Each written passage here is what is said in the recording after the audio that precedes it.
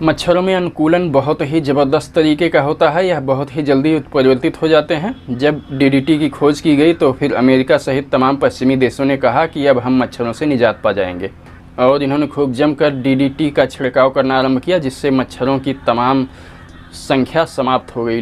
लेकिन फिर इस डीडीटी के अत्यधिक छिड़काव की वजह से मच्छरों की एक नई प्रजाति पैदा हुई, जो कि पहले की अपेक्षा ज़्यादा विषैली थी और वह डीडीटी को खाकर पचा लेती थी और विषाक्त हो जाती थी।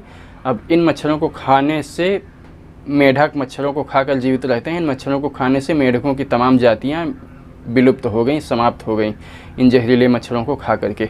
और ये जहरीले मच्छर ज़्यादा ही घातक साबित हुए मनुष्यता के लिए, उनको काट काट करके। इस तरह से इनको मारने के तमाम प्रयास किए गए, लेकिन फिर ये हर स्थिति में उत्परिवर्तित हो जाते हैं और उस स्थिति के अनुकूल इनकी नई प्रजातियाँ पैदा हो जाती हैं, जो उस मारने के विष या रसायन या तरीके के प्रति अपने आप को अनुकूल कर लेते हैं और फिर इस तरह से जीवित रहते हैं। कहा जाता है, वैज्ञानिकों का कथन है कि ये मच्छर जो है डायनासोर के युग से अब तक जीते चले आ रहे हैं, और ये हम मनुष्यों से भी बहुत पुराने हैं, और इनको मिटाने के मनुष्यों ने बहुत प्रयास किए, लेकिन असंभव ही रहा है। ये छोटे से मच्छर मनुष्यों की मृत्यु के किसी भी अन्य दूसरे जीव जंतु की अपेक्षा सबसे बड़े कारक हैं। ये इतने ज़्यादा रोगों का संक्रमण फैलाते हैं कि मनुष्यता में संक्रामक बीमारियों से होने वाले रोगों में ये सबसे बड़े कारक में से एक हैं। मच्छर अपने शिकार का पता लगाने के लिए कई तरीक़ों का इस्तेमाल करते हैं।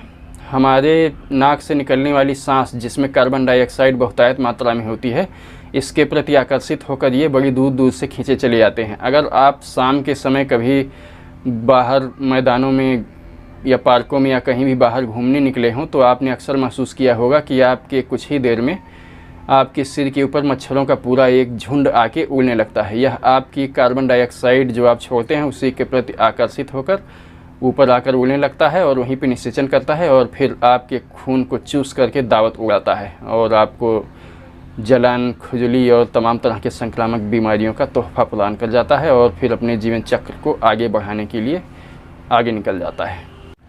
मच्छर अपने खून की प्यास बुझाने के लिए या अपने शिकार की तलाश में लगभग 2 से 3 मील तक का सफ़र तय कर लेते हैं, और अपने शिकार को तलाश करके अपने खून की प्यास को बुझाते हैं, उनका खून चूस करके।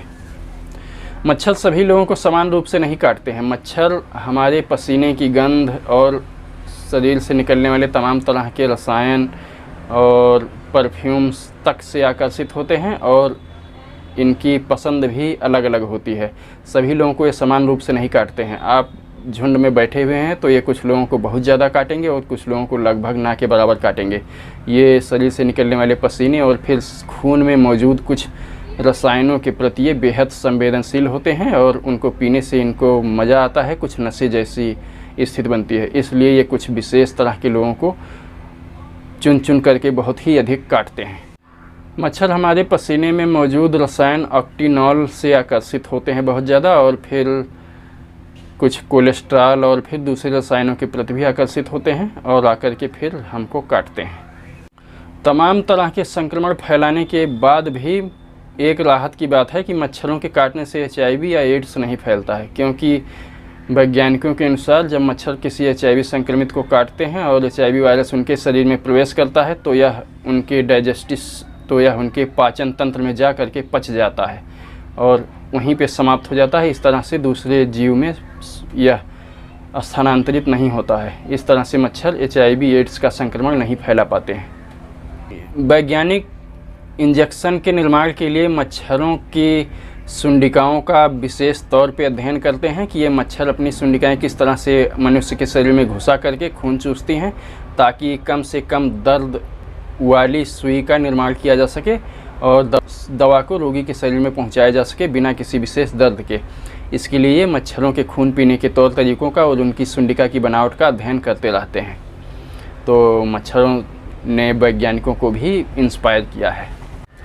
मच्छर मनुष्यों के साथ साथ गाय, भैंस, सूअर और अन्य दूसरे जीवों को भी काटकर उनका खून पीते रहते हैं जैसे उनको वो उपलब्ध होते हैं। इस तरह से मनुष्य के शरीर से और जानवरों के शरीर में ये रोगों के जीवाणुओं और बैक्टीरिया, वायरसों का प्रचार प्रसार करते रहते हैं। ये एक मनुष्य से जानवरों से मनुष्यों को ये रोगों से संक्रमित करते रहते हैं और इस तरह से रोगों को ये फैलाकर मनुष्यों के लिए समस्या का कारण बनते हैं और जानलेवा स्थिति तक का निर्माण कर देते हैं। तो हमने मच्छरों के बारे में इतनी बातों को जाना। मच्छरों से बचने के लिए आज भी मच्छरदानी ही सबसे सुरक्षित उपाय है।